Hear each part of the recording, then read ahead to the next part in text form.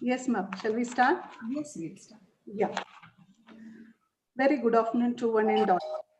I, Rajeshwari, from the Department of Computer Science, IQAC member and incubation coordinator, take this opportunity to welcome you all on behalf of Incubation Center, Institution Innovation Council, IAC, St.Ann's College for Women. A very good afternoon. A very good afternoon and a warm welcome to the design thinking, critical thinking, and innovation design Shall we workshop. start? Yes, we'll start. Yeah. We are immensely delighted to have you all with us. It's indeed my pleasure to welcome Speaker of the Day, Mr. J. Eppen, founder of Bright Camp. Welcome. Institution Innovation Council. Aparna ma'am. Just 1 minute, Raji. This YouTube broadcast is class. Yeah, that's starting also.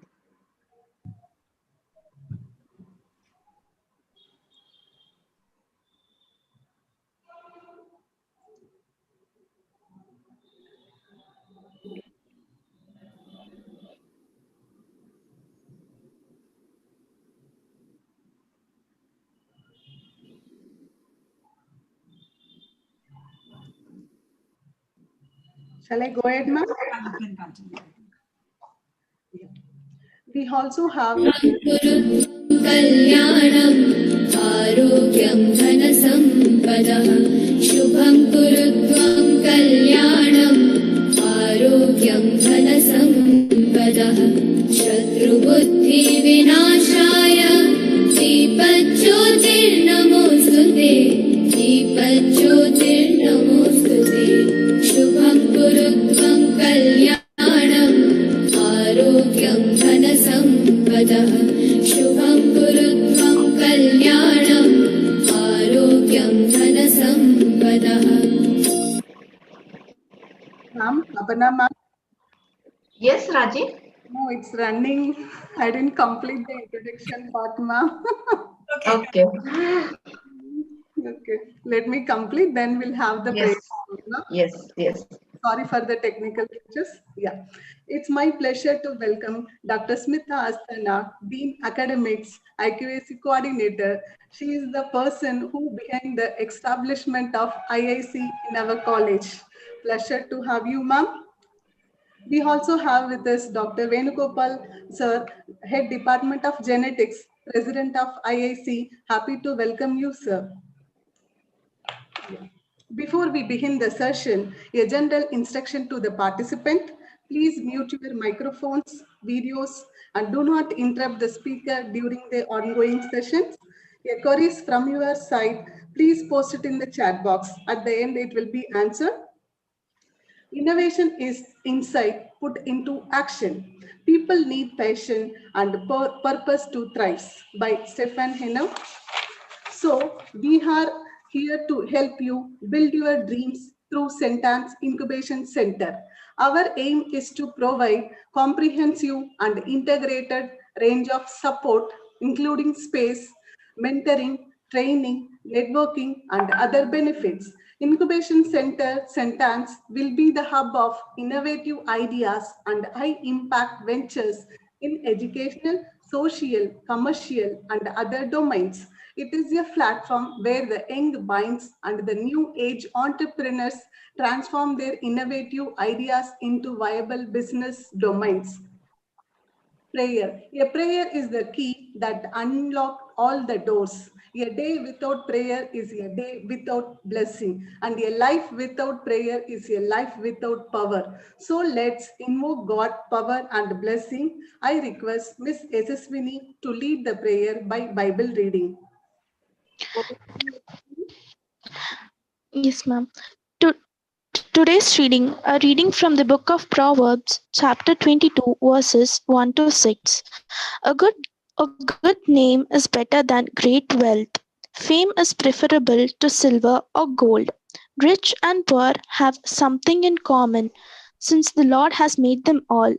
The clever man foresees danger and hides, but the ignorant keeps going on and pays for it.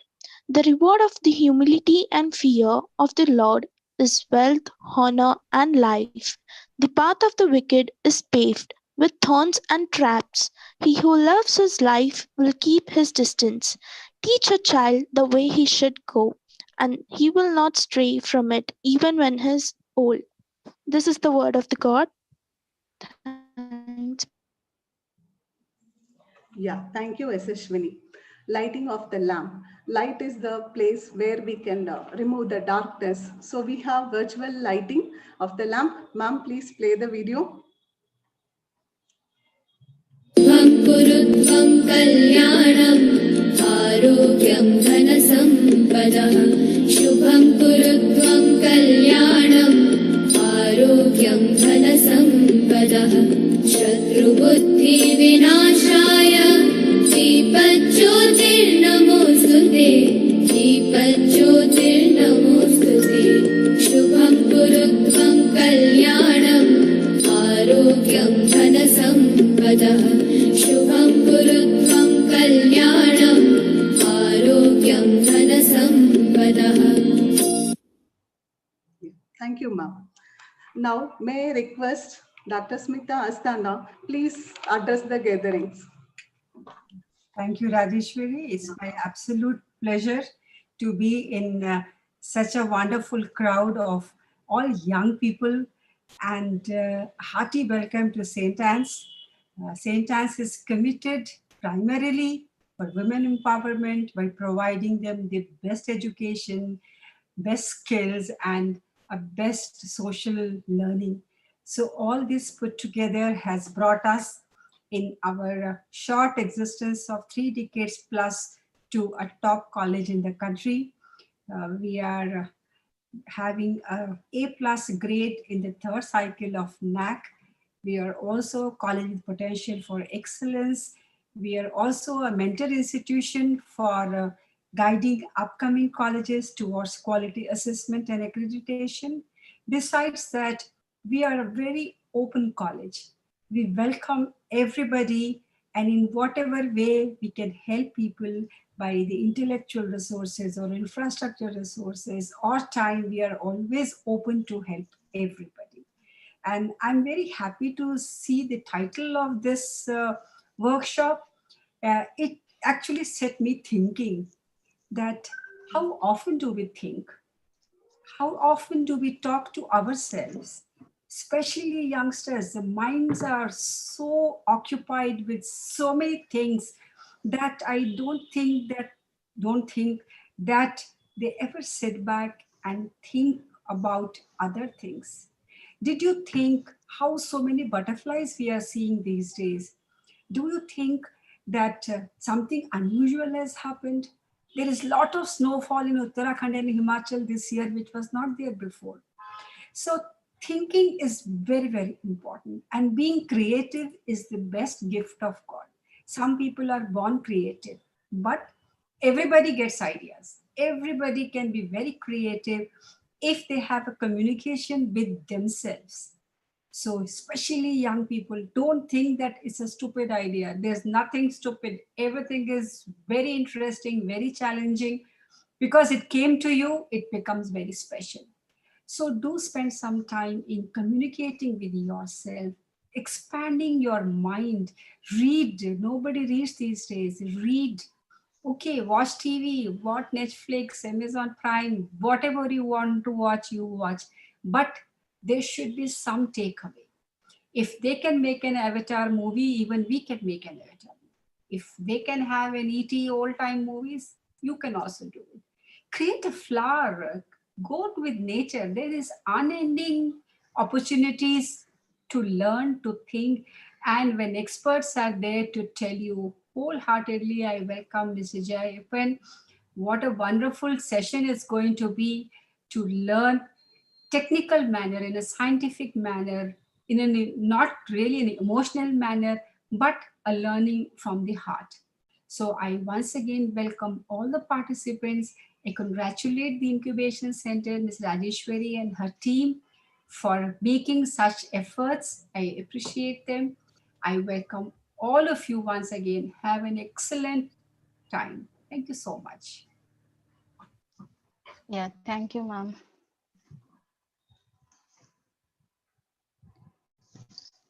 Rajeshwari, unmute.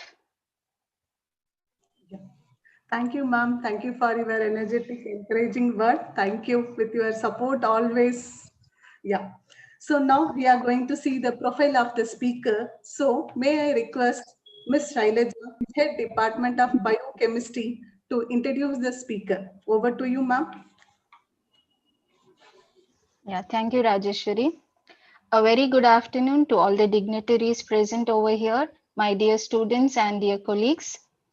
It is with great pleasure that I take this opportunity to introduce our speaker today, Mr. Jay Ipen, who is going to enlighten us all about the concept of design thinking, critical thinking, and innovation design. This is a subject in which we should all be deeply interested because of its relevance in present day context. Mr. Jay Epain is the founder and CEO of Bright Camp. Earlier, he worked with Miles Education as vice president on the strategy and business development side. He also was the head handling key projects with International Skill Development Corporation and was heading 4 business units. He founded Bright Camp in its earlier avatar, got featured by a couple of leading newspapers like Times of India and The Hindu. He is also the founder of 2 educational websites, Gnani.com and Ubergrad.com.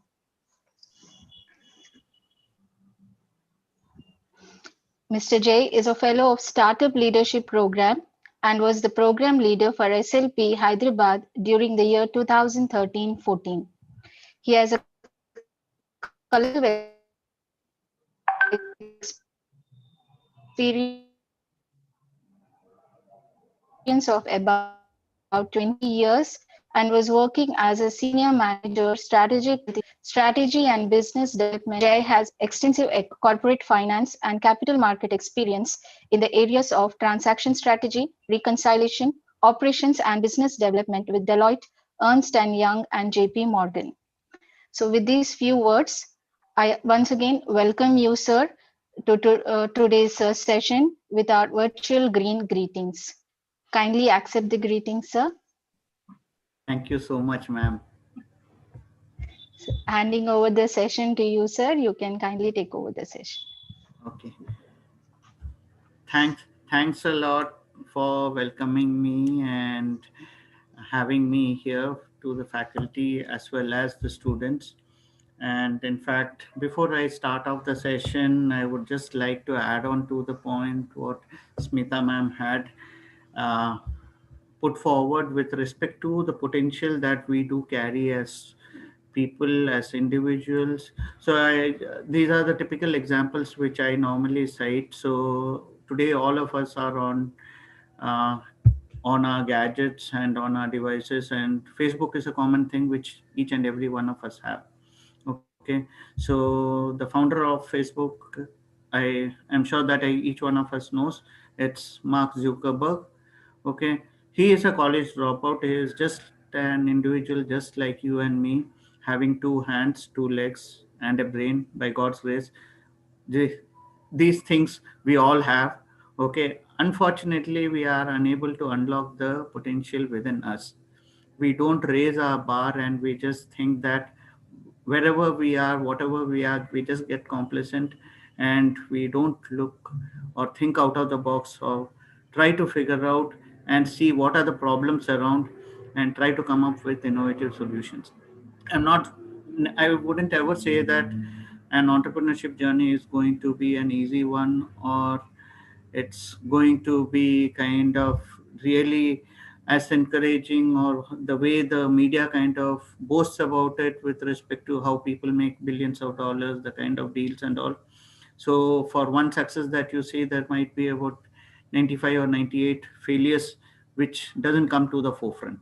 Okay, but having said all that, nothing is stopping you and me or any one of us in terms of going ahead and challenging the status quo and going ahead and trying to try it out and test it out and come up with new innovative things.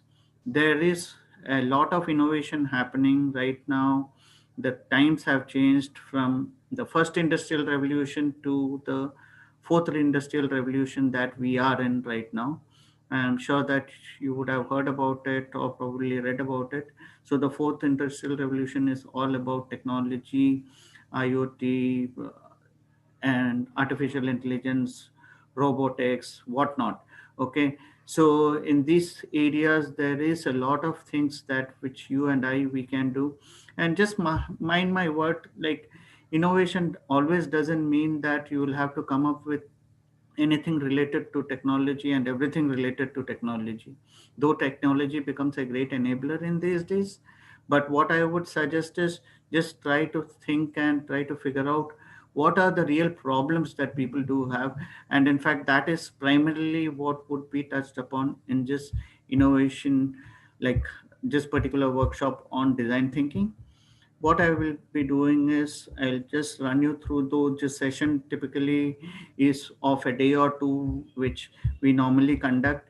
But having said that, because of the paucity of time and knowing the kind of requirement that you do have, we will try to make sure that we are able to kind of take it up at the earliest and try to cover up as much as possible. Okay. Ma'am, one small request, Rajeshwari ma'am, I would have from your side is, if I am kind of going too fast, too slow, or you are getting too many comments or questions, please do post the questions before me, because it might be a bit difficult or challenging for me to kind of manage both of it, because we all are getting used to this virtual world. And I'm sure that you all are more experienced than me in terms of conducting virtual sessions, so you would be knowing exactly how to handle it. And if you think there is a moderation which needs to be brought in the pace, do let me know. Further to that, if you think that I'm spilling over time, or if I'm going beyond that, do give me a check in terms of saying that, sir, we are running short of time, or probably we need to kind of wind it up. So that's my only small request to you, ma'am. So Yes, if sir. you can help me with that, that would be really nice. Yes. Okay. Yes. So I will just set the context of for this particular session. So the learning objectives. So I'm sharing it out here in the screen. So first is we look at acquiring a deep understanding of the key concepts and principles of design thinking. So we get to know what design thinking is. So primarily what happens is, like, we as all individuals, we typically go ahead and take things by the word, and we try to understand that whatever is given. And the moment design thinking comes, everybody thinks that, okay, fine, this has to be something to do with creativity. But we will look at breaking the entire thought process and trying to understand exactly what it is. Next is understand the mindsets of a design thinker. Everybody need not be a design thinker, but yes, if we want and if we have the openness, definitely we can look at becoming a design thinker. We look at acquiring detailed knowledge of the design thinking process. As much as possible, we try to do that. Unfortunately, just being a virtual session, we wouldn't be able to do the workshop, but definitely I will try to give you some tasks which probably you can utilize for your own benefit, so that you understand that how much you are able to kind of go ahead and use your thought process in terms of being more creative. Develop skills in applying design thinking mindset, methodology, and the tools in co-created customer experience journey through workshop and practice. And finally, learn how to improve personal effectiveness by becoming a more empathetic service provider. So do mark my word, I'm giving a lot of stress on the word of empathy. So design thinking primarily is more to do with empathy. So we'll touch upon that particular thing and we'll talk about it in a bit more. So the content, how this entire thing is going to be is, first we look at the key concepts and the principles of the design thinking. So what are the various building blocks of a design thinking process? So I'll tell you, like, everybody thinks that for design thinking it always has to be like you'll have to be very, very creative, you need to be really artistic, so on and so forth. By and large, that is not the thing. It's basically more about an approach, a thought process, the way we look at things. So that is what which basically we will look at going ahead and touching upon the mindsets of a design thinker. So we'll try to peep into the minds and see, like, in terms of a design thinker, how they kind of think about. And if you have it in your mind that the design thinker would be somebody who might be doing UI UX in typical computer language, we would be talking about that user interface or user experience. Those are not the only people. In fact, people can be functional people also, who can look at having a design thing, a person with a design thought process, design thinking process methods, and the various tools which goes behind it. Okay, so by and large, design thinking is like kind of a relatively very new concept, so just has not been spoken about in our earlier days, but in the recent days, with the advent of the digital world, this is being kind of spoken about. So if you look at my slide, the very first slide, that is how the customer explained it and what the customer really needs. Okay, so you will see that these are the two things coming in from the customer. But when you look at a typical company, how the project leader understood it. So what the customer explained, that he wanted three ladders in this particular branch which has to be tied up. Okay, so the project leader understood that, okay, it had to be tied. The three ladders became one ladder right now, and the tying, instead of being in this branch, it came up to the other branch.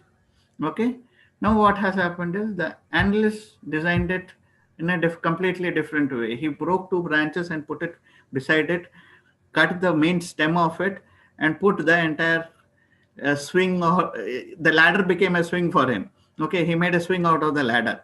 Okay, now how the programmer wrote it, like nothing came out of it. It basically became like it it was just lying in the ground, and it is kind of tied up. What the beta tester received is basically a noose, uh, as if somebody had to be kind of to kill somebody. How the business consultant described it, he described it as if putting up a chair and in the branch. Okay, the project was documented like this. You see, there is hardly anything, nothing has been documented. What operations installed was just one particular thing. How the customer was billed was on a huge roller coaster ride. So this, by and large, from this particular slide, what we basically want to try to say is there is just designer paradox, because what happens is we all have our own respective design thinking process. Okay, and if it's not done in a proper scientific and systematic manner, what would happen is there will be a lot of chaos, and end of the day, what will happen is the way the software companies goes about making money, that is what will end up happening. A 2-year project will end up becoming a 5-year project, but still then there wouldn't be an end to it. Okay, so what I'm basically saying is there is no rocket science involved here.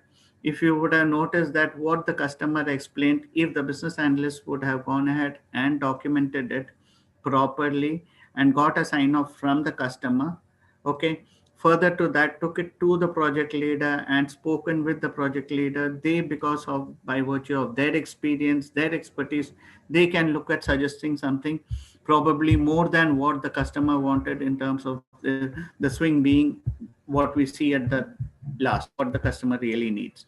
Okay, so net what happens is there is this designer paradox, where by virtue of which what happens is there happens to be a lot of chaos when it comes to developing or designing something. Okay, so these things can be avoided provided things are documented and thought process, and there is a proper designing thinking process if it happens to go behind it. Okay, so this is a very classic quote by Tim Brown. Okay, design thinking is a human-centered approach. So to understand just, there is always human beings. Typically, what happens is majority of the time we as individuals, we tend to behave or act like machines, or probably try to replicate a machine. Let's not do that. Let's understand just the opposite person, the person who is sitting on the other side. basically he or she is a human being. Try to have empathy for that. Let's try to make sure that we understand them. Okay, let me just finish this. Design thinking is a human-centered approach to innovate that draws from the designer's toolkit to integrate the needs of people, the possibilities of technology, and the requirement for business success. Okay, so he is one of the very first, like, kind of father of design thinking. So what is the design thinking process? So design thinking, as Tim Brown had explained, it's more of a human centered approach to problem solving. So these days, if you look at whatever tools or things that we do, or probably we use, these are basically solutions to problems, right? So today what we do, we see a lot of, and we hear about a lot of entrepreneurs. Let it be starting from your Zuckerberg to your Bill Gates to probably your Ritesh Agarwal of Oyo to your Flipkarts to your Jeff Bezos of Amazon. So end of the day, what did they do? Did they come up with something which they liked it? Unfortunately, that is not the thing. Basically, they just understood what the problem is, what the real issue with the human being or the people are, and came up with human centric solutions around it. I'll just give you a very classic example. I'm sure that most of us would have traveled in by bus, and there is just particular company called as Red Bus. I'm not sure how many of you would have used that particular app or not. So Redbus was founded by one of the person from Hyderabad, okay, Mr. Faninder Murthy. Okay, so Mr. Fani, he was from Hyderabad. He's from Bits Hyderabad, if I'm not wrong, Bits Hyderabad or Bits Pilani. Okay, so what is the solution that got us? He understood that all the bus tickets are kind of completely scattered, and there are these agents who goes about issuing tickets then and there from their own respective solutions. Okay, so there wasn't a centric database of all these bus tickets, or a repository or an inventory of all these bus tickets of all the buses which are moving from one city to the other. So what he did is he spent a lot of time in terms of understanding how the entire process works, and came up with a technological solution called as Redbus.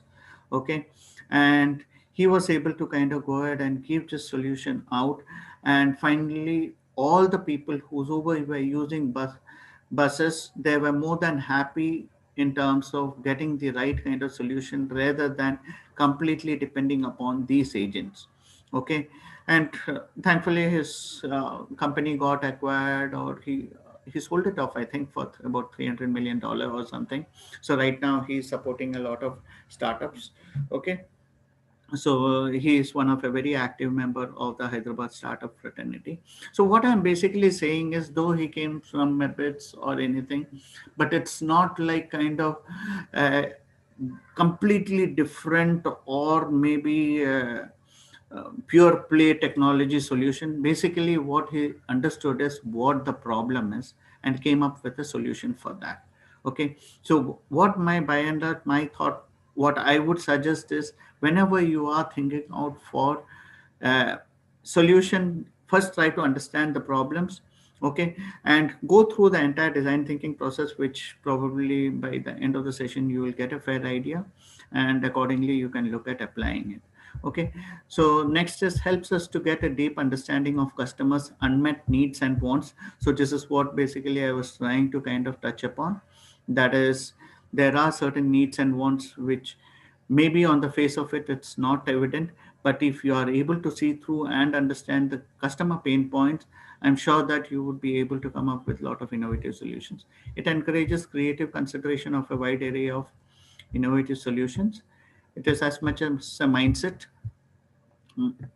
as a process. Okay, so it's primarily a mindset with, so there has to be a paradigm shift in the mindset with respect to the way we think about things, and we look at various things and change it to a different mindset.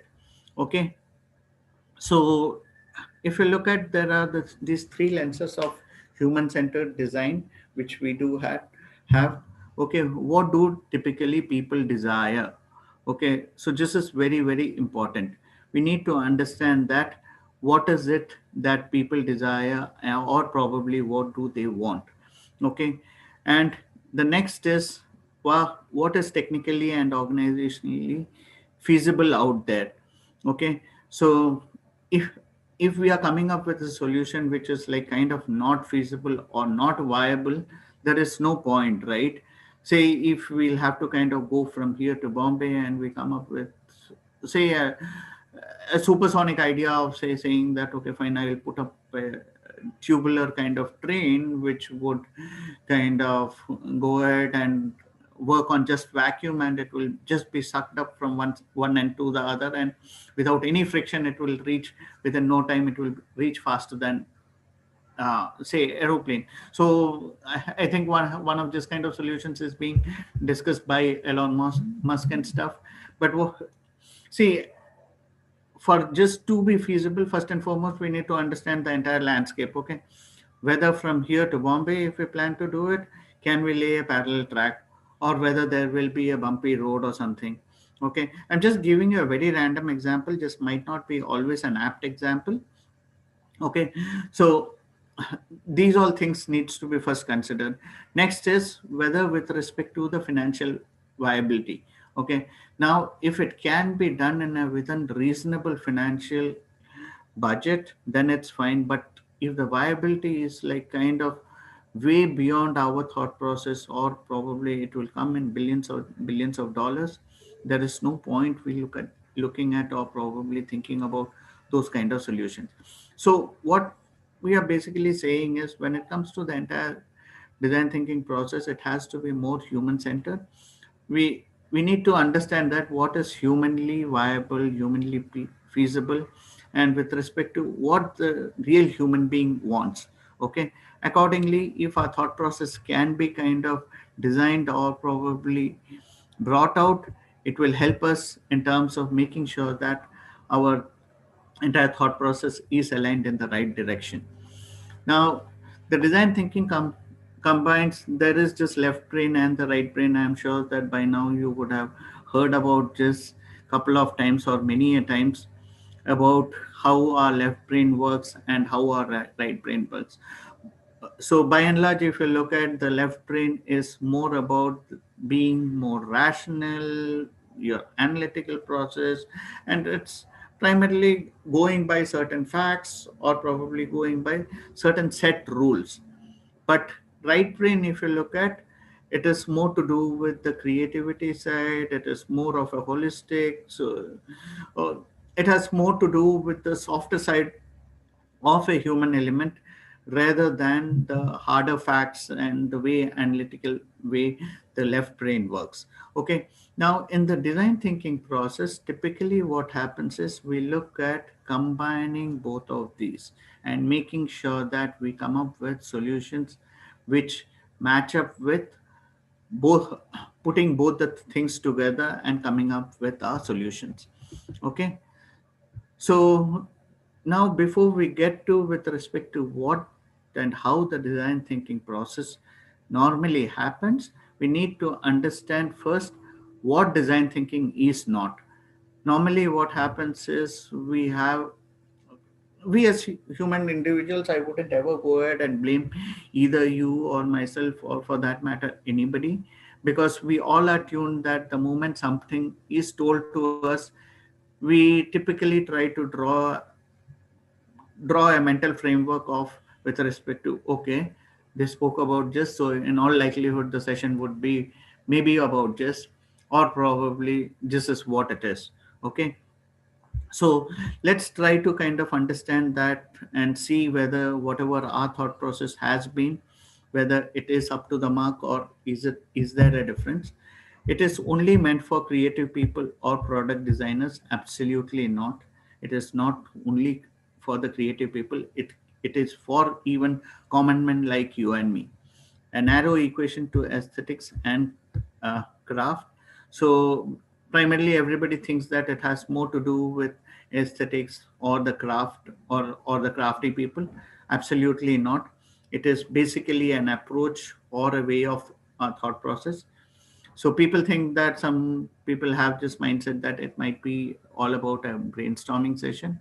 Unfortunately, that's also not the thing, though brainstorming is just a part of it. Some people think that it's just probably a 1 day process and it can be solved in 24 hours, and we probably get into a room, go through a session or do a workshop, and we come up with a eureka moment and a solution is there. Unfortunately, that is not the thing. It is a way of life, or it is a way of our thought process, a process to replace analytical problem solving. Absolutely not a silver bullet for all types of problems. So whatever points that are written here, just design thinking is not that. Please mind my word, it is not that. It is a bit different from what it is. Okay, so what are the basic benefits of design thinking? It complements other problem solving techniques. So there are various problem solving techniques. So by and large, whatever that we are studying during our graduation time or during our master's time, these all are basically gradually help us in terms of laying the foundation to figure out various problem solving techniques. So probably one of you might end up becoming a teacher. So probably these are foundation stones which help you in terms of making sure that you have a fair understanding about your subject, and you over a period look at becoming a teacher. Or probably these people who are studying your computer science, maybe you just look at studying your basics, and over a period you improvise your skill sets and go ahead and start learning and executing and putting together things, and over a period you become a master in maybe one a Java or a C++ or a .NET or various other things, right? So helps organizations to become more innovative. So the design thinking process basically helps you in terms of just being there in the system just as an individual. Rather than that, you try to become more innovative for organizations, as well as come up with new innovative thought process in terms of getting things done. Okay, you look at solving human problems rather than like problems which are not non-existent, so like this entire design thinking process will basically help you to connect back to real people and make sure that you are able to come up with real solutions to increase customer satisfaction. So very, very important today. If you and I, we are there, say if any one of us is running a business, or probably over a period once we get into employment, will all understand that we are trying to kind of cater to one or the other customer. Say if I'll have to look at, say, Infosys caters to the various multinational companies and tries to give solutions. So if you look at your college, uh, you as students, you are the customers. They will have to make sure that you get for whatever time that you have spent, the money you have spent, you get the value for it. So they look at uh, making sure that all the sessions are run smoothly in spite of all these tough times. They try to get in speakers like me and as well as various other experts and ensure that the sessions are run smoothly.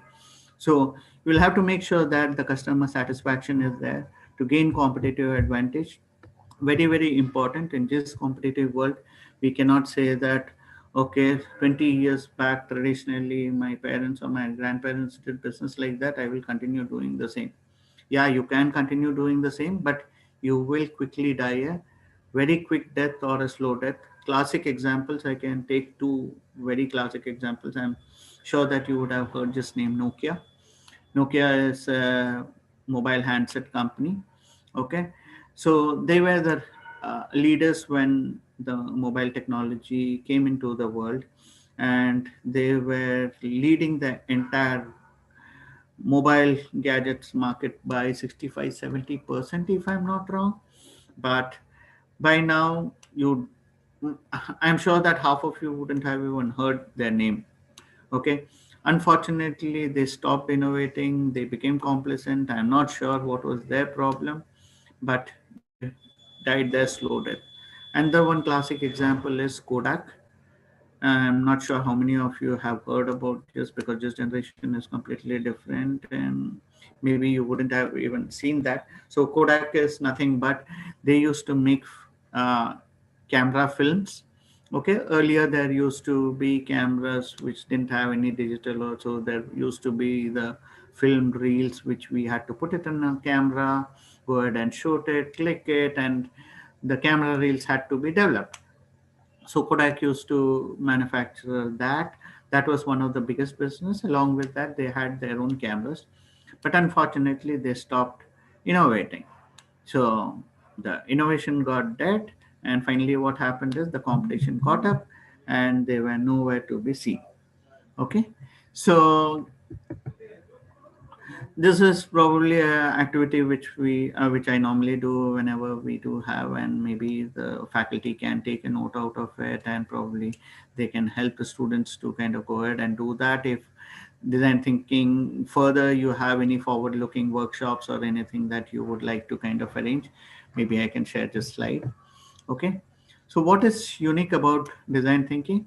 Design thinking is a multi-iterative process. Before that, it is more of a human-centered thing, wherein basically we look at trying to solve human problems and look at seeing that what best can be done to make sure that whatever problems that people are facing. I'm not saying that it can happen in a jiffy. We all get into a kind of a closed room or probably a workshop, and in 2 hours we have those eureka moments.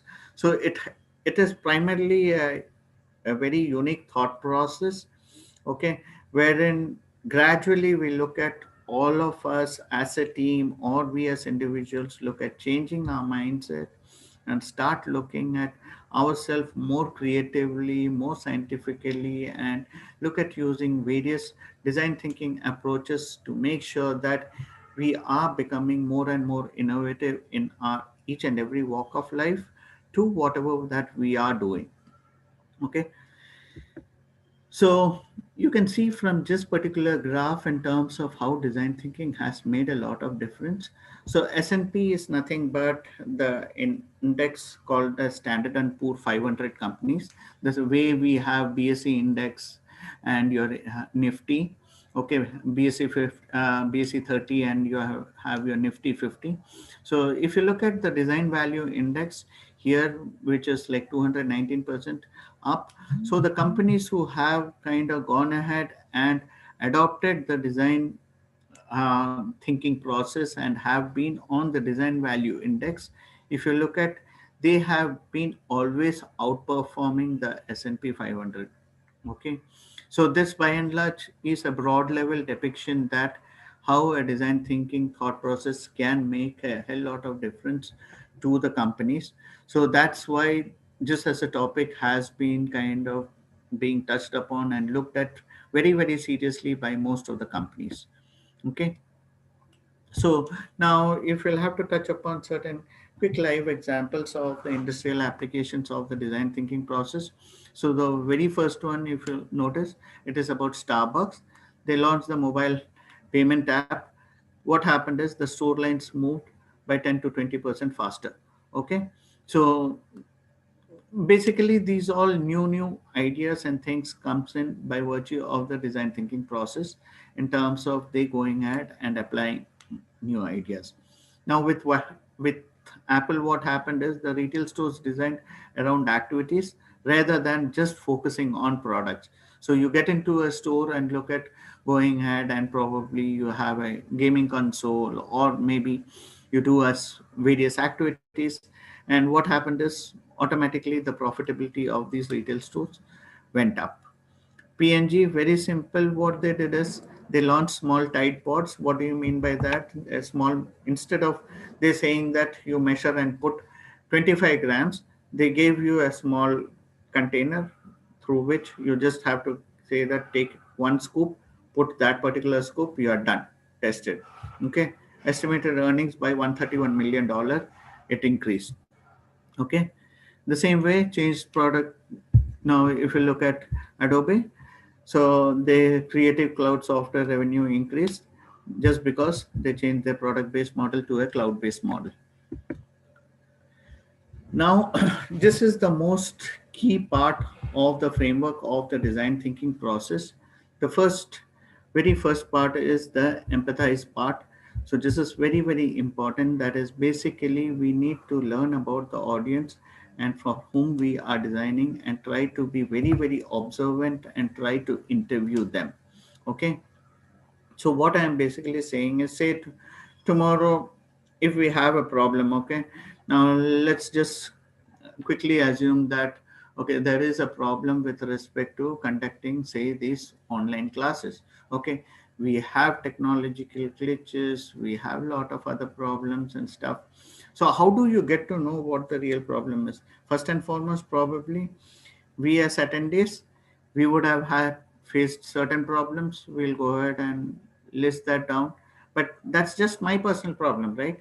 But I don't know with respect to, say, right now how many participants we do have.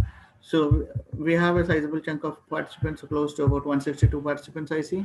Okay, so 162 participants will have different kinds of problems and issues which they would have faced, say, in attending online sessions. What we can do is we can look at going ahead and preparing a detailed interview, or uh, a questionnaire, or probably directly meeting them. Okay, because end of the day, the design thinking process revolves around being human centric. Okay, so we need to understand, and we need to understand this and make sure that we are speaking to real human beings rather than just shooting out a questionnaire and saying that, hey, you just fill it. Okay, what will happen is, yes, definitely they being your friends or classmates or whatever, they will go ahead and fill that questionnaire. But in reality, are you able to go ahead and connect to the extent what you would need? So for that, what I would strongly recommend is go ahead, have a Zoom call or probably a WhatsApp call, and try to take down these notes in person, so that you understand that what are the various problems that you are kind of, the your target audience or the group, what they are facing. And before that, one thing which you'll have to always keep in your mind is, please never ever have a mindset and go ahead and say that, hey, for this problem I'm coming with a solution. Okay, so technically looking at, or ideally, this is not the typical design thinking process. First, go with a very, very open mind. Go ahead and speak to your target group, understand that what kind of problems that they are facing. Okay, so once you understand these problems, then probably what you can look at is, you can look at going ahead and defining what the real problem is and accordingly try to give a solution to that. I believe somebody had raised a hand right now. Is there a question, ma'am, for me by any chance? No? If Was it's any question, we will take up in the last end, sir. So okay, I request all the participants, please post your question in the chat box. fine. Okay, ma'am. Yes, sir, you can continue. I can continue, right? Okay, fine.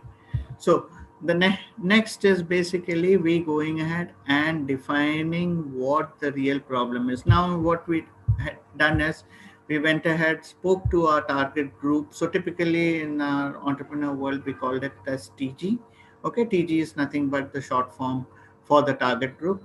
So if it's like the online users, we go ahead and look at trying to understand what the online users problems is, or probably if you are coming up with a solution for, say, senior citizens, go ahead and speak to these set of senior citizens, or probably if they are for a kindergarten students, go ahead and talk to them.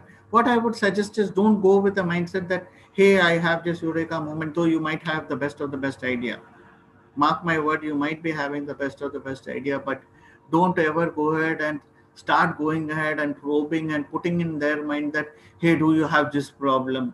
Then definitely they will, just to satisfy you, they will say that, hey, yeah, I do have that problem. And what will happen is the entire decision, discussion, or probably the thought process will be skewed up to one particular side. Okay, I hope you will be able to get in terms of what I'm trying to say. Next is try to define the problem, create a point of view that is based on the user's needs and insights. So once you have got and met a sizable chunk of a sample of your target group, try to define with respect to what their needs are, or what is the kind of problems that they do have, and what is the probable solution. Okay, now for the probable solution is the next step in terms of ideating. Okay, now how do you go ahead and ideate? I'm sure that this is a word you would have heard umpteen number of times by now, that is brainstorm. Okay, brainstorming session is basically we all get into a room and look at discussing without kind of going ahead and looking at demeaning anybody or probably posing any kind of challenging questions there, but we look at brainstorming and coming up with all kinds of ideas, and we need not term any ideas to be either too good or too stupid or a very normal kind of idea. Let's look at taking all the wildest of the wildest ideas, and you just don't know, probably one of those ideas might be kind of the eureka moment in terms of giving you the best of the best solution, then followed by that, once we have ideated it, then you look at going ahead and creating a prototype of that. So a prototype is very, very important before you go ahead and start building the full scale length and breadth of a product. Because let's understand this. So if you're not building a prototype, and if the prototype is not tried and tested out properly, then there is a good likelihood that if you end up failing by for some or the other reason, there will be a huge financial damage to you as well as the organization, or for that matter to anybody, and it will end up being very, very painful, right? So before that, it is always suggested that you go ahead and we create a prototype. Okay, build a small representation of your ideas and how it will be, and once that is done, go ahead and test it out. Okay, test it out with your real customers and try to understand that whether it worked or it didn't work. So try to hear from the customer rather than you just trying it on to yourself, okay, and going ahead and sharing. So what would happen is your then our thought process will end up being very, very skewed, and it will be just kind of depending upon only one set of ideas. Okay, so rather than that, what I would strongly recommend is please try to kind of get to hear from the end user and see that what is their thoughts and what is their approach with respect to the prototype that you would have created. Okay, so this is by and large the framework of your design thinking process. So just to understand the framework of the design thinking, a design action plan is a series of action phases that execute the design thinking process. So it is just not uh, just particular thing A or thing B, but it's a gradual process, okay, wherein you set up an action plan and you look at gradually following that. So it's nothing but a mindset. Uh, a mindset is a set of thinking traits of behavior that runs the design thinking process consistently and effectively. So, as I was mentioning earlier, it has more to do with the mindset or the way that we look at things.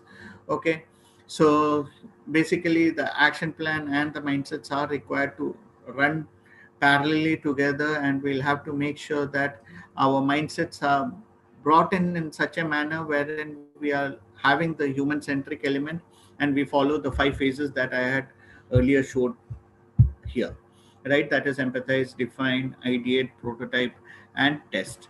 Okay, so if we are running a kind of workshop, so typically these are things which we normally look at using, and finally we look at building certain things. Probably I'll give you a task uh, by the end of during the session, maybe once the session ends, and maybe one of the time you can look at taking it up and going ahead and uh, do coming up with a prototype of an exercise which i I would suggest.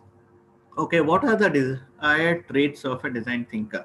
Okay, so by now you would have heard this word umpteen number of times in terms of design thinking, and you might be thinking, what in the world is all of this? Okay, so what is the desired traits? So a person who typically acknowledges or says that they are a design thinker, they should be able to step into the shoes of your customer and start looking at things from the customer standpoint. Though you might be a designer, or you might be a coder or a tester, or whatever. I'm speaking from more from the software standpoint. Okay, it can be from the manufacturing standpoint also, but whatever it is, just try to understand that what the customer wants, and accordingly look at going ahead and building things. Have empathy on users and stakeholders. So be empathetic, and do understand your users and your end stakeholders. So majority of the time what happens is, many a time businesses fails, functions fails, or probably a business line or a business segment fails because we typically don't have empathy on our stakeholders, and we would like to go ahead and force fit our thought process in terms of what we would like our customers to use, rather than we trying to understand that what our customer wants. Okay, like to challenge the status quo rebelliously, very very important, because what happens is, whenever we go to an any organization, or probably, I'm not saying that we always need to be a rebel or something, but yes, be open in terms of standing up and challenging, or saying that, hey, this is a thing which needs, if it has to be changed, go ahead and such give a suggestion, and make sure that the suggestion is taken up in the right manner. So there might be people who might be resistant, there might be aged people like me, who will say that, hey, what are you talking about? But nevertheless, don't shy away, or don't hesitate in terms of opening up. So basically, why I am talking all of this is not basically trying to create a rebel in you, but if you will have to be a design thinker, you will have to kind of stand up and be bold enough, maybe in a subtle manner you are trying to put across, but make sure that if you have a different thought process or a different approach, that is put across in the right manner, able to ask the right questions even to your boss. So don't hesitate in terms of putting up the right questions to your boss. Draw and sketch instead of tying an email typing an email.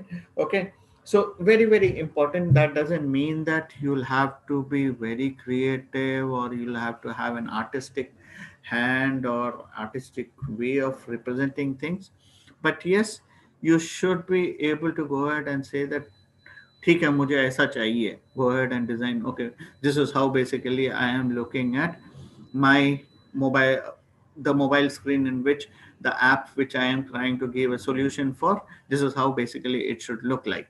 Okay, so why I'm suggesting all of this is, to be honest, basically we follow the same thing. So whenever we have to kind of go ahead and create something, we look at taking printouts of various, say if it's a web page, we'll take it up either in a web page, or we'll take a couple of blank sheets and draw it out how a web page will look like. Say that, yeah, here it will be logo, यहाँ पे home आएगा, button आएगा, this आएगा, that आएगा, and that way we go ahead and design. Even when it comes to mobile app, we go ahead and design it that way. Okay, so this will basically help us to open up our thought process and start looking at things. Like to collaborate in multidisciplinary meeting instead of working in silos, very very important. So you might be in the finance side, or probably on the development side, or maybe on the HR side, but you should be very much open in terms of speaking to the various functional lines as well as various stakeholders, and try to get inputs and ensure that you are able to kind of go ahead and give solutions accordingly. You are able to look at the big picture and think holistically. Very very important.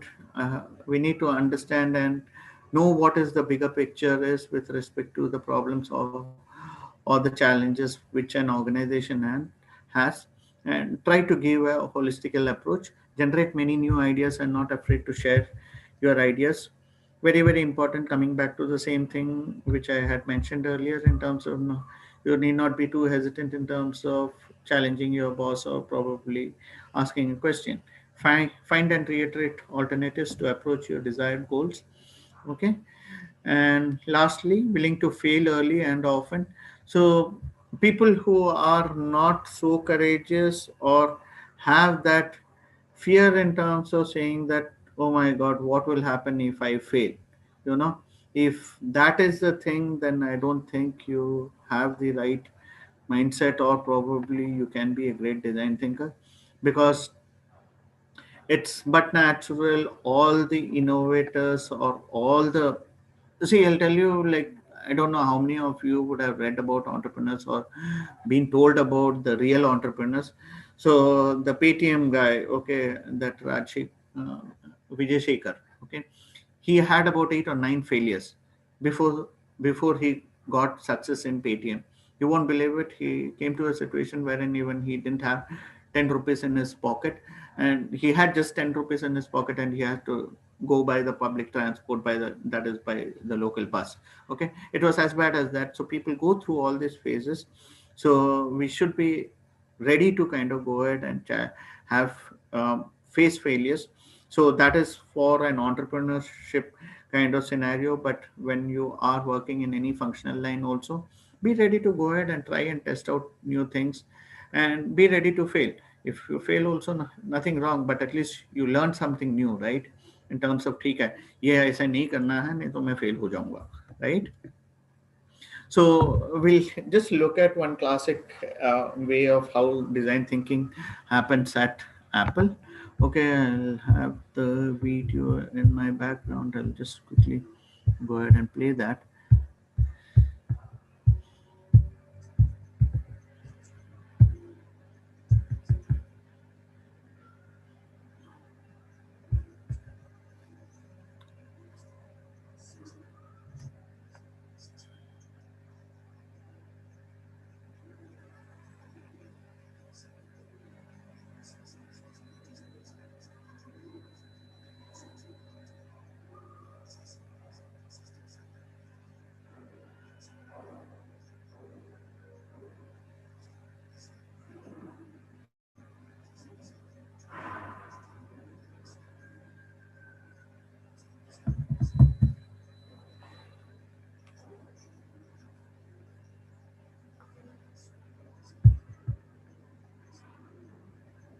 Excuse me, sir. Any audio is there for this video, sir?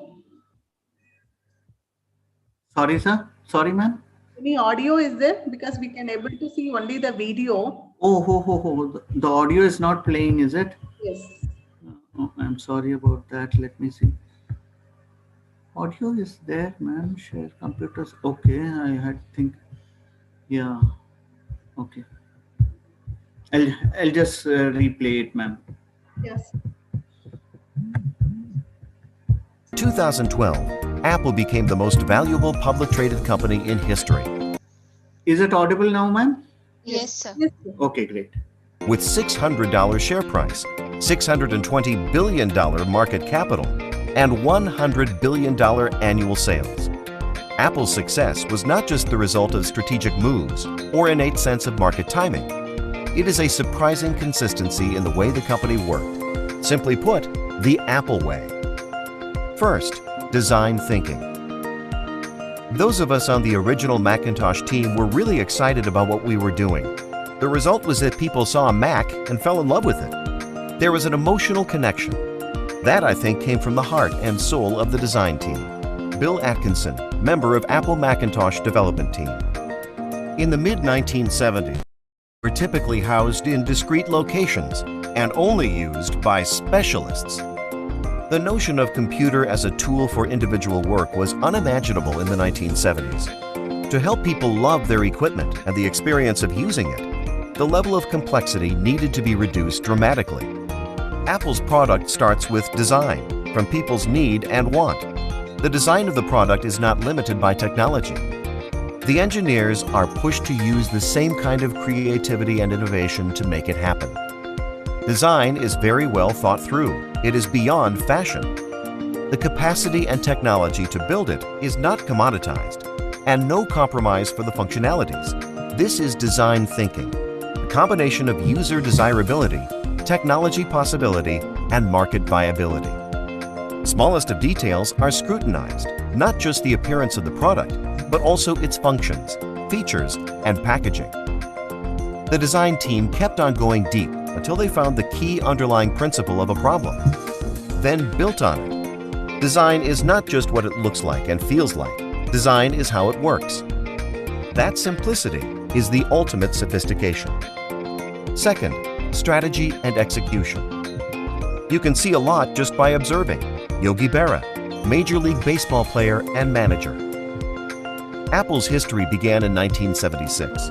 It launched the first personal computer, Apple II, in 1978.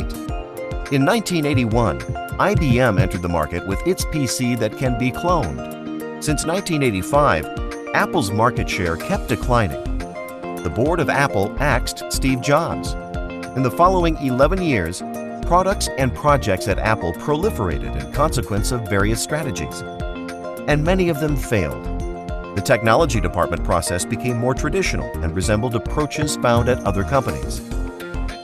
Process makes you more efficient, but innovation comes from people calling each other at 10:30 at night with a new idea. It comes from saying no to 1,000 things to make sure we don't get on the wrong track or try to do too much. By Steve Jobs. Everything changed after Steve Jobs returned to Apple in 1997. Decisions were made to achieve the excellence in execution. Stopped licensing program, eliminated 70% of new projects. Product line was reduced from 15 to only 3.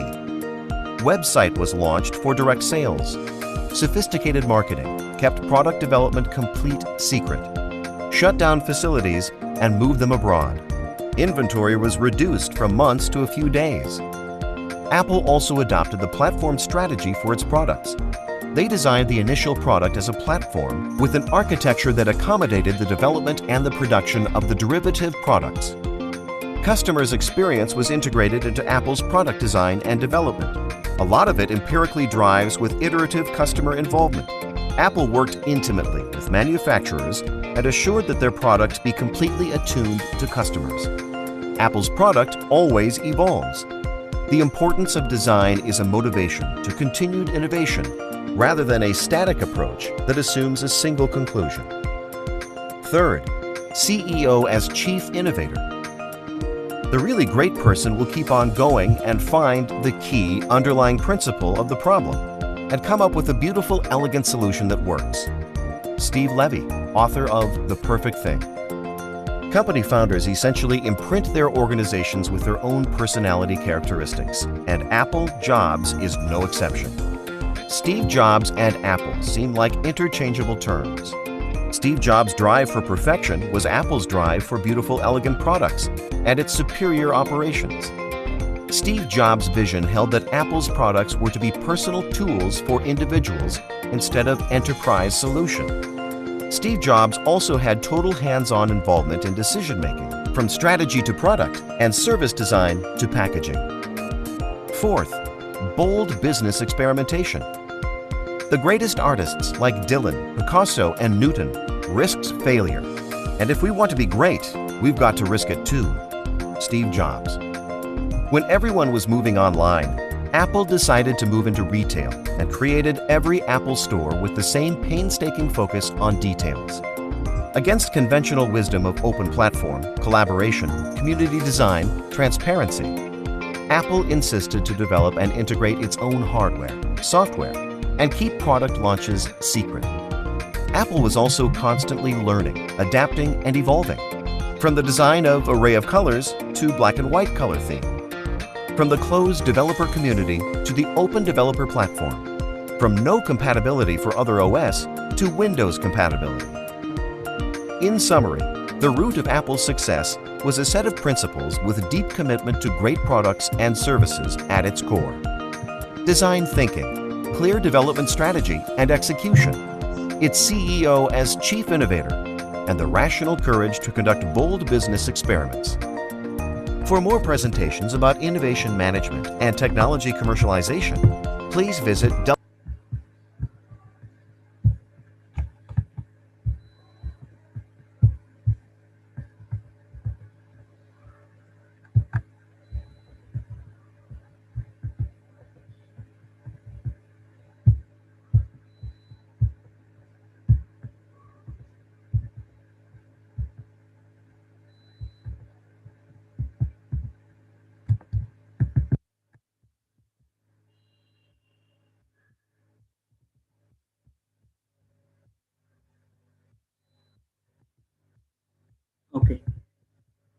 So, ma'am, am I audible? Am I back? Yes, sir. Yes. Okay. So that was a quick video with respect to how Apple adopted innovation thinking and what is the thought process which went behind it, and how Apple became a huge company, and how Steve Jobs helped in terms of making sure that the desired changes are made, and from just being a run of the mill company to what it was. And gradually these days, though it is not up to that great mark, unfortunately, this great person Steve Jobs is no more there. But if he would have been there, I'm sure that we would have seen more of it. But having said all that, he has made sure that he has left a mark which the entire world will kind of at least remember for him for another century or so, you know. So there's this classic saying, insanity is doing the same thing over and over again and expecting different results. Okay, it can never happen. So basically we should keep on constantly changing. So change is inevitable. So but the change needs to be brought in a much more different manner. So we'll quickly look at summary of five thinking mindsets. Okay, so the first is the mindset in terms of think users first, very, very important. So what we need to cultivate in our mind, I'm just reading out the slides just in the interest of time. And dear friends, I'm really sorry about it. Ability to understand and put users need above everything else when designing. Okay, it is very, very important, because when we cultivate that mindset, it is very important that the users are thought about first. Traits to follow: step into the shoes of your customers, have empathy on users and stakeholders, very important. Trait to avoid is think that you know best about your customer and putting business needs first. Okay, so never ever look at putting business needs, which I have been speaking about earlier also. Don't go with a mindset that no, I am looking for a solution for just I all.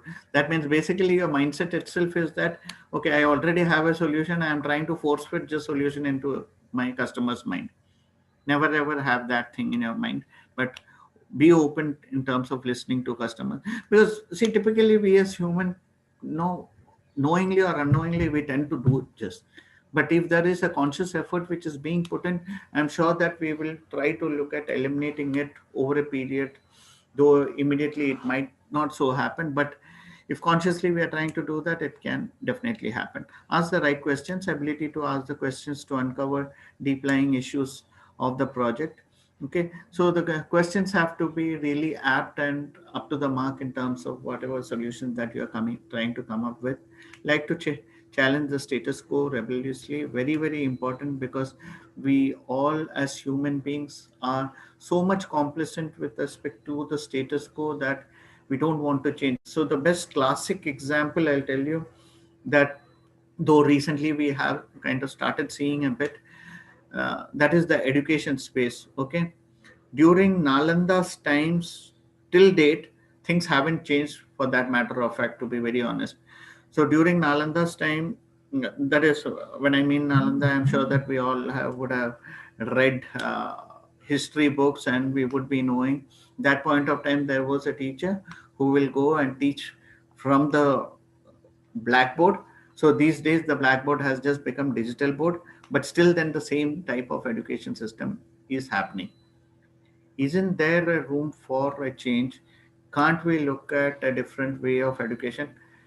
I'm really sorry, I'm not here trying to challenge what the teachers are doing or what the institutions like your college or the school, they all are doing an amazingly great job.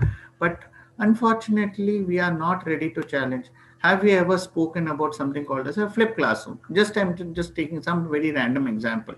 Okay, why I'm talking all of just out here in just forum is, first and foremost, I come from a edtech background. I have a edtech startup, and again, what I see is it's high time that there has to be a lot of innovation, a lot of new things that, though because of the COVID, given the tough scenario right now, unfortunately, we all are adopting this Zoom calls and various other things. Okay, but there can be a lot of change. Okay, so that's what I am just thing. So we can stand up and look at going ahead and looking at how things can be done differently. Able to ask the right questions even to your superiors, very important. Most of the time, 80% of the time, 80% of the people have issues or their shyness in terms of asking questions to the superiors, because many a time they feel that either I will be mocked or I will be rebuked, or probably I will be looked down upon, you know. So traits to avoid there is follow your management's decision and comfort to red tapes.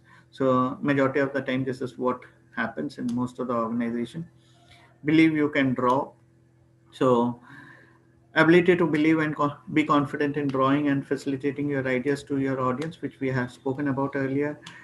Draw and sketch instead of typing an email. I'll tell you, to be honest, I as an individual, I am very comfortable writing long, lengthy email. But coming when it comes down to drawing, it becomes too very difficult. But we need to kind of change ourselves. Like to collaborate in multidisciplinary meetings instead of working in silos. Afraid of people criticizing your drawing. Okay, so this is a general human tendency. We tend to feel bad. Okay, if somebody criticizes and makes fun about my drawing or my design, you know, need not worry यार, maximum क्या होता है यार, कोई हंस के चले जाएगा, बस उतना ही ना. Need not worry about that. Commit to ideate. Ability to commit and all, always exploring and searching for innovative ideas to solve a problem, very important. Look at the bigger picture and work holistically. So you should understand that what is the bigger scenario, and rather than being put in silos and not being able to get what you are trying to kind of work towards for the on the bigger picture. So try to understand that, generate many new ideas and not be afraid to share, thinking that one solution is enough. Prototype to test. Ability to work on creating tangible ideas to test with users by prototyping. So look at prototyping and don't hesitate in terms of doing that. Your prototypes might fail. It will fail 100 times, nevertheless, but keep trying, you know. Find and reiterate alternatives to approach your desired goals. Willing to fail early and often. I was just talking about failures right now. Launch a solution without prototyping and testing. So these are things to avoid. Okay. So the design phase contains both divergent and convergent thinking. So we have spoken about empathize, define, ideate, prototype, and test. So these are the 4 step-by-step process in terms of the entire design thinking process. Okay. So these two primarily, that is the empathize and define, would be more from the problem space. The solution space would be starting from your ideation to prototyping to testing. Okay, so there are these two things called as divergent and convergent. And really sorry, I think I need to show you one more video so that you get a fair understanding of what divergent thinking is. Okay, so let me just go ahead and make sure that okay, everything is enabled. A very short video, about 1 minute 40 seconds. So just take a look at this. Imagine you have a problem that you need to solve, and you're looking for innovative solutions. In this moment, there's a good chance you'll choose one of 2 cognitive approaches. In 1956, the psychologist J.P. Guilford coined the terms convergent thinking and divergent thinking to describe these 2 contrasting approaches. Convergent thinking is linear and systematic, while divergent thinking is more web-like, focusing on the connections between ideas. Convergent thinking narrows down multiple ideas into a single solution. On the other hand, divergent thinking expands outward by generating multiple ideas, often thinking like a hacker and using materials in original ways. Here you treat barriers as design opportunities. Convergent thinking tends to be more focused, while divergent thinking is more flexible and iterative. Convergent thinking is analytical and focused on what's best.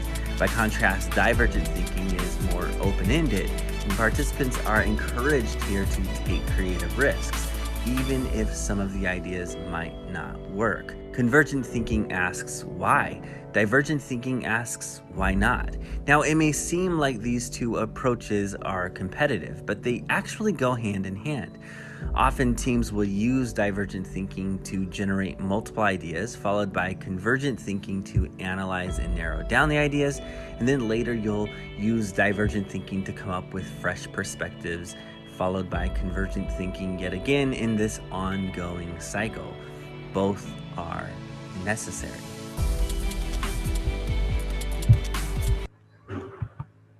Okay. I'm sure that just would have given you a much more clearer picture and a broader perspective with respect to what is just divergent thinking and what is convergent thinking. So, and though both of them goes hand in hand, so divergent thinking is a much more broader or open perspective in terms of our thought process, in terms of we having thoughts and ideas coming in from various quarters. So convergent thinking, finally, when it comes to summing up everything, that is required. Okay. So this is an activity which I would request you with respect to doing it, and just will basically use all of this in terms of using post-it, cardboard, whiteboard, cards and materials for prototyping, have some sketchbook and stuff and all. And finally, what I would request is go ahead and look at creating a valet for yourself in terms of, though we all have seen, you all uh, majority of you are girls, you have your standard valet or probably purses that you carry. Now, how can you look at designing something differently? Just go ahead and do just fun exercise and probably come up with different ways of looking at it and coming up with newer things. Then maybe you can just go ahead and post it and share it with the incubation cell or whomsoever it is. And do don't feel good or bad that okay fine, people will mock me, laugh at me, they will say that अरे ये कैसा बनाया, बेवकूफ है क्या, वो सब चलेगा यार. मतलब be ready to be rebuked, be ready to be mocked. So this is part and parcel of life. We'll fail, people will make fun of us, but today or tomorrow, if you have to kind of taste success, be ready for anything and everything. Okay. All, unfortunately, I'll tell you, today these days the systems are so very made, and it's like kind of too much of like the robustness is lacking in today's system, wherein unfortunately everything is built on fluff. And these days children and like young adults, they aren't kind of built to those levels wherein they are able to kind of go ahead and face challenging situation or face failures. So be ready to uh, face failures, and if failures come to you also, embrace it and look at moving forward by learning from your failures. Okay. So summary of the 5 design action phases. Unfortunately, here also a bit of text is there. I'll quickly read it out. Okay. So that we do understand and we get from it. So the empathize phase, from that, the activities which we normally do is user interview, informal chats, observation, shadowing, mystery shopping, picture taking, immersion. Okay.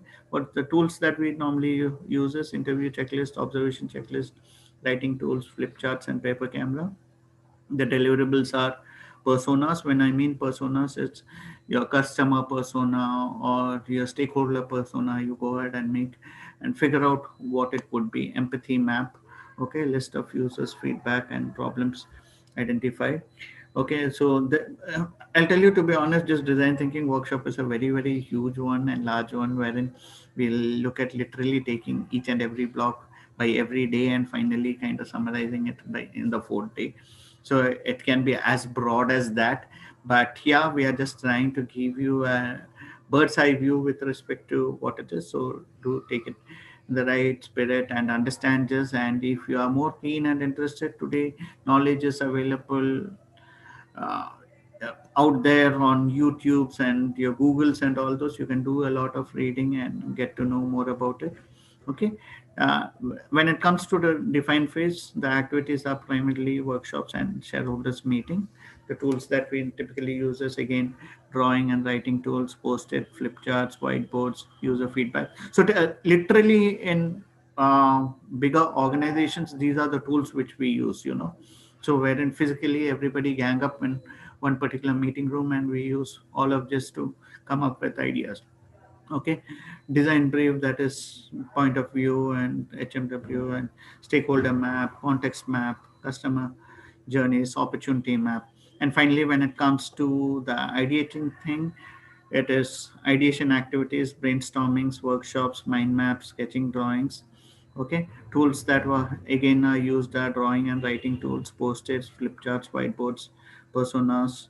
Okay, design briefing, brainstorming tools, ideas, concepts. The deliverables would be sketches, prioritization map, affinity map, and idea evaluation. Okay, I'm just quickly touching upon an empathy map with respect to holiday makers. Okay, so if you look at an empathy map, it typically basically touches upon things that you can think and feel. On the other end, you can hear, see, and say and do. Okay, now we'll just look at think and feel. Will I have a memorable experience? Did the hotel reserve us a non-smoking room, or will I be hit with food poisoning? Will taxi drivers overcharge me for rides? So these are the things that you can think and feel. Okay, which you can hear is from others is the flea markets are interesting, tourists gets pickpocketed. So people keep on going about telling you a lot of things, right? May not be safe to go out at night. Food is cheaper and delicious. Many locals don't speak English. So these are things probably which people might tell you.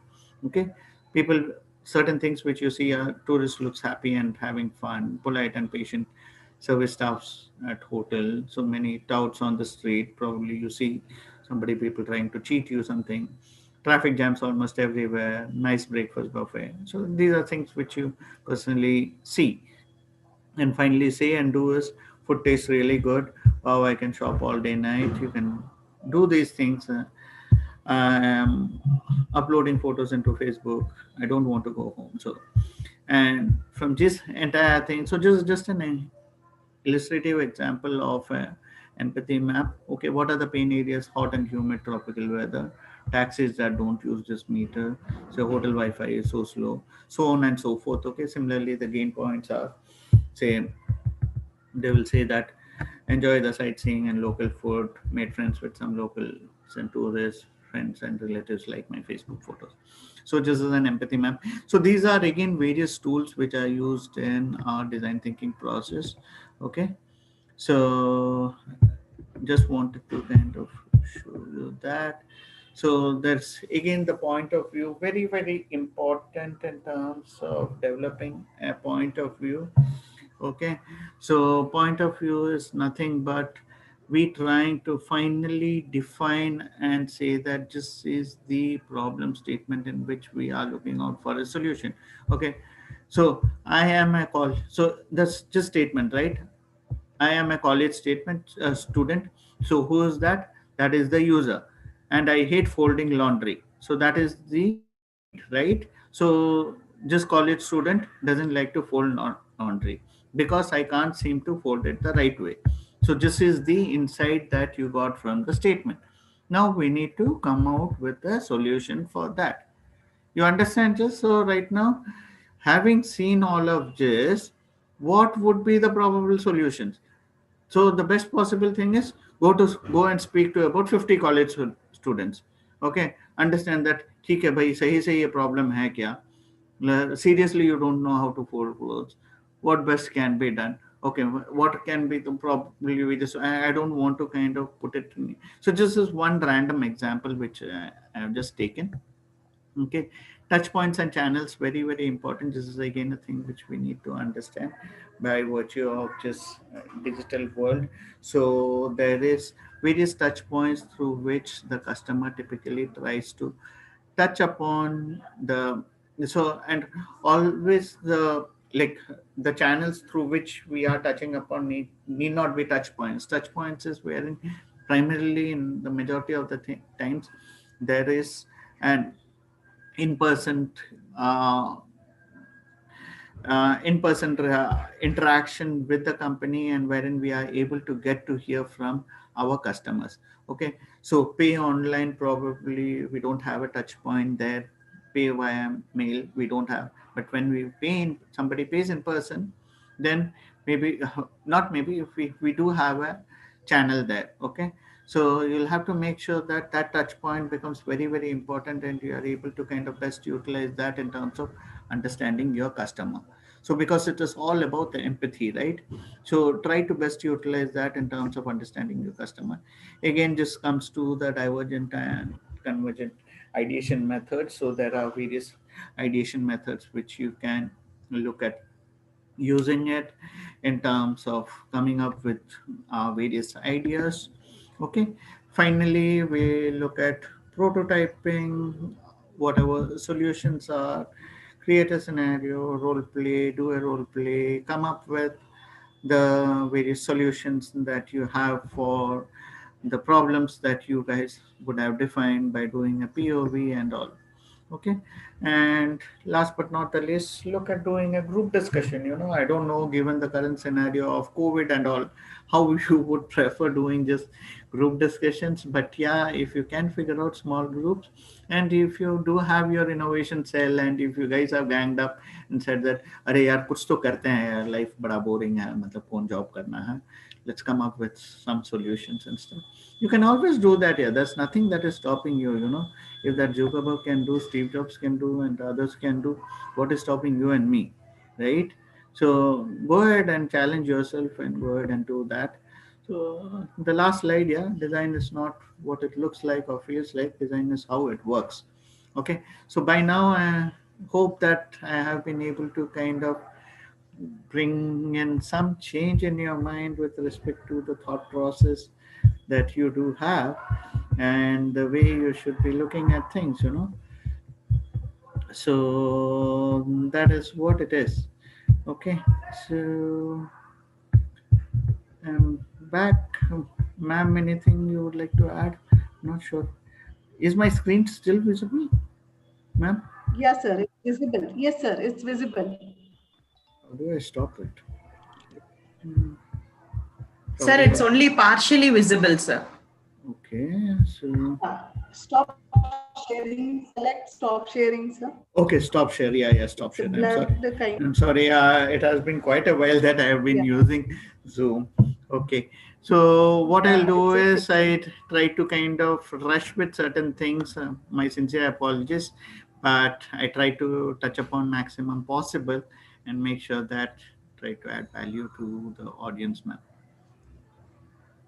So is there any questions that I can take up, or you think that students have posed some real questions? You want me to follow the chat mode, ma'am? Yes, sir. Actually, we got a few questions from the student. Like from one question from Morisa, how can we be self-motivated in thinking differently and creatively? Okay, so just entire workshop, the idea itself was basically to give you a framework in terms of how the entire design thinking process can be adopted by each one of us, in terms of we following a more scientific and a holistic approach in terms of how the thought process can be done. And definitely we all can succeed in terms of making sure that we are able to kind of think differently. There is nothing that is stopping us. It's more of a mental block that we do have, is what my strong feeling is. I may be wrong here also, but yes, definitely if you guys kind of try it out, you challenge yourself, go ahead and think that, and put your foot down and say that yes, I can do it. Okay, definitely I'm sure that we all can do it. There's nothing that is stopping you and me. See, we don't be afraid of failures. Yeah, I'll tell you today also, to be honest, if you honestly ask me, sir, whether your bright campus is a success, no, well, a long, long way to go. We are still umpteen number of failures, lot of challenging situations we do have. But have I given up? To be honest, I am still kind of withstanding and fighting my battle out. I'm not sure whether I answered the question, got a bit digressed, got a bit emotional with respect to certain things. But when it comes to the design thinking, it's primarily a mindset thing. So follow just, I will share the slide with ma'am, and maybe ma'am can share it with all of you, and maybe you can look at adopting something from there. Next question, ma'am. Yeah, so yes, we have another question from Nabila. Does design thinking work with all subject areas?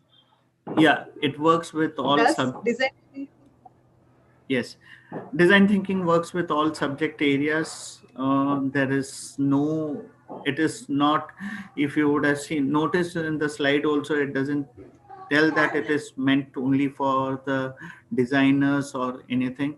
It's primarily a thought process or the way we look at things.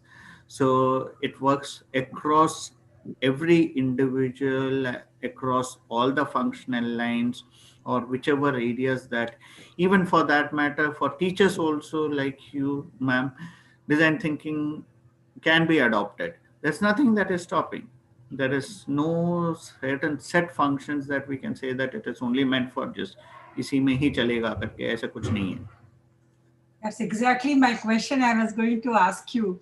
Can there be something in teaching profession to be innovative, to be, make a difference kind of thing? See, ma'am, simple सा है. हम लोग सब मतलब till 9 months, 10 months back, we had a same standard way of teaching. So today, what has happened is there is a sea change in which we are teaching. We are still learning from all the hiccups, the challenges in terms of technology hiccups. Can we look at doing a bit of innovation? कल को आप बच्चों को, there is something called as a flipped classroom. I'll just give you my understanding. So flipped classroom में आप क्या है, बच्चों को बोलो कि आप खुद पढ़ाई करते रहो, यहाँ पे आके हम solution करेंगे, rather than मैं theory आपको पढ़ाऊंगी. So that happens, that we do. Our Mrs. Sharita is expert in that. Yeah, so I am not saying that, ma'am, you are not adopting or not doing that. You all are really amazingly great, ma'am, but there is always room for innovation. There is always room for thinking differently, thinking from what the status quo is. Let's look at disturbing that and saying that इससे अलग और कुछ क्या कर सकते हैं. I'm not sure whether I answered your question, ma'am. Yeah. Thank you. Okay, thanks, ma'am. Any other questions? Mostly compliments. That's also we got only. I think all compliments. Okay, thank you so much, ma'am. So it was real fun taking the session, and I hope that I have been able to kind of make that at least 1% difference. I'm not looking at 100% difference with all the crowd, but at least if that 1% students, or probably a sizable chunk of students, if they have been able to kind of understand what design thinking process is and bring a change in their mindset, I'm sure that we Hyderabadis, we have a lot of potential. The only thing is we don't challenge ourselves. Go ahead and challenge yourself and be ready to embrace failure. So a lot of challenging situations comes, but yes, we will always face through it and wait through it, which we have been doing. Like COVID is a real life situation and scenario which we all faced. Nobody ever thought about this thing coming, but yes, it came, it stayed, and it is still there. We are still working our way out of it. And just look at, I'll tell you personally, I'm telling you right now, certain opportunities which I am pursuing is, though I am in the edtech space, but I'm pursuing certain opportunities given the COVID scenario. So you try to figure out opportunities in challenging situations is what my sincere thought would be. Don't go get bogged up and say that ए भगवान सब खल्लास हो गया, खत्म हो गया, इससे आगे और कुछ भी नहीं होने वाली है, मतलब कोविड तो आके बर्बाद कर दी. अरे कोविड आया तो क्या हुआ भाई, मतलब इसमें क्या है, मतलब what can be the opportunity that I can figure out from here, so that should be the ideal thought process. Be kind of more positive in the way we look at things.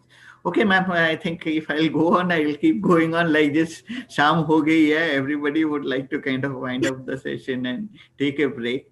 Thank you so very much. It was lovely interacting. Unfortunately, if it would have been an open house and unlike the normal scenario, it would have been fun interacting with others. But having said all that, it was more of a one-sided talk, but it was really fun. Yes, sir. It's time to show our gratitude in terms of Thanksgiving. So I call upon Ms. Faria to propose vote of thanks. Ms. Faria?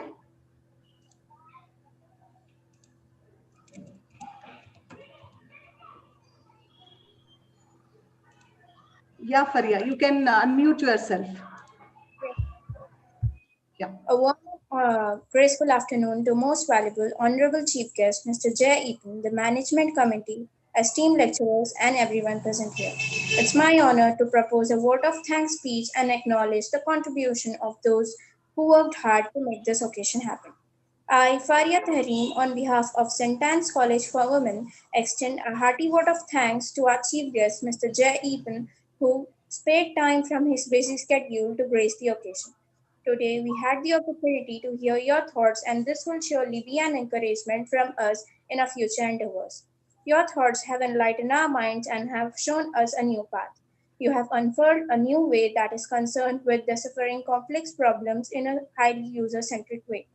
This workshop will definitely bring the unhidden talents in us. We have got to know the designer paradox, the do's and don'ts, benefits, and many other things. Design thinking will certainly enable us to think in a unique direction. With your ideas and elegance of explanation of everything, I need to mention my deepest sense of appreciation. A special mention to our respected principal sister, Dr. P. Mary Amrita, for supporting and motivating us from the very start, which inspired us to do our best. I thank Dr. Smita Astana, Dean Academics and IQSC Coordinator, for her constant support and encouragement. I would like to extend my heartfelt thanks to Dr. Venugopal Rao, sir, President of IIC, who undertook the responsibility to make this event successful. With profound gratitude, we thank our loving lecturers for their untiring efforts who worked behind the scenes to make this turn into reality. Finally, I would like to thank our participants that made this event a remarkable success. Thank you.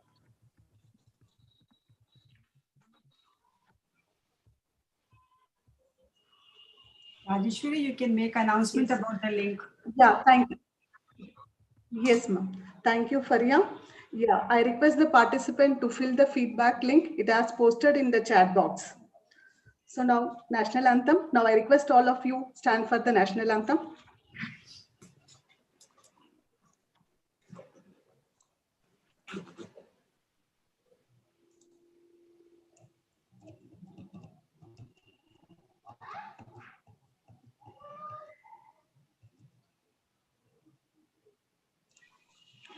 जनगण मन अधिनायक जय हे भारत भाग्य विधाता पंजाब सिंध गुजरात मराठा द्राविड उत्कल बंगा विंध्य हिमाचल यमुना गंगा उच्चल जल तब शुभ नामे जागे सब शुभाशीष समाए गाहे सब जय जन गण मंगलदायक जय हे भारत भाग्य विधाता जय जय हे हे जय हे जय जय हे जय जय हे जय हे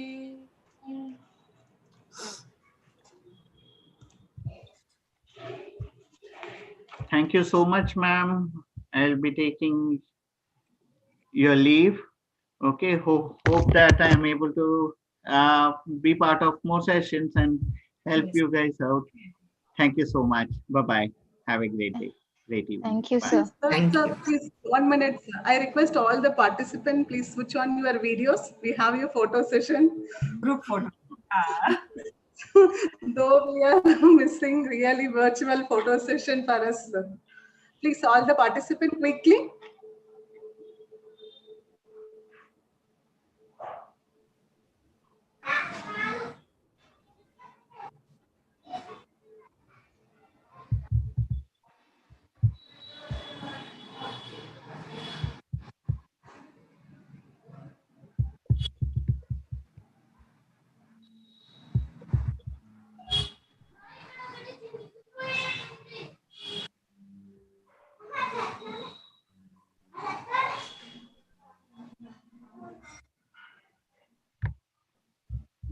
Indira is taking pictures. Yeah, I'm taking, ma'am. I'm taking. Tell us when to stop smiling. Yeah, sure, ma'am. Please, once again, I request all the Always.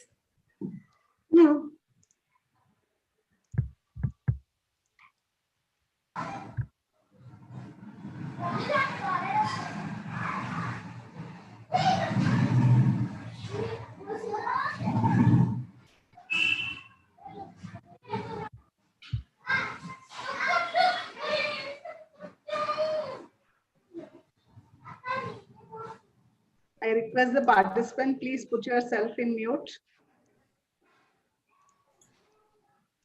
I think first screen is over. I think maybe. Yeah, first is over, ma'am. I'm just coming to the before last. Okay.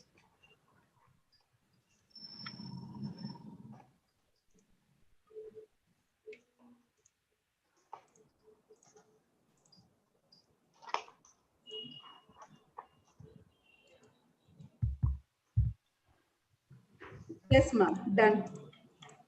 Okay, fine. Bye-bye. Yeah, Rajeshwari, announce again for the filling up of the feedback form, no? Yeah, ma'am. To Participant. receive the e-certificate. Yes, once again, I'm informing all the participants, please fill your feedback link, then only you'll receive the certificate. The certificate within couple of 2 days, you will receive all of you. So while filling the application form, please all of you fill your Gmail account correctly. Otherwise, you won't receive the certificate. Thank you all.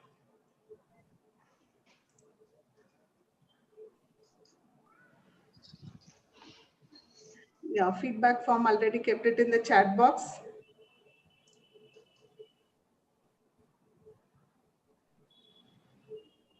Once if you have filled, you can leave, all of you participant.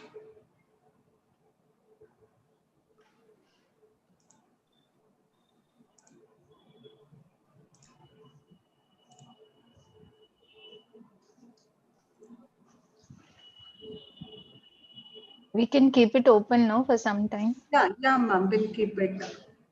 Shalila, you contacted this host person? No, ma'am.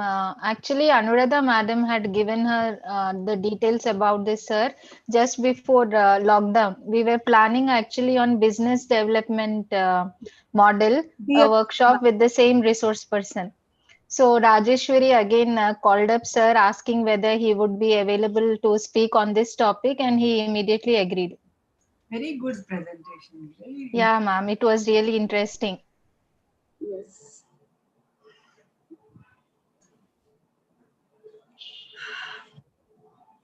Thank you, ma'am. Thank you for all your support. Though we But for the next talk. No, today my Wi-Fi connection gone, ma'am. I connected with mobile data. So many struggles, since the beginning of the program I'm facing. Oh, but you didn't show that, no? Very comfortable and cool.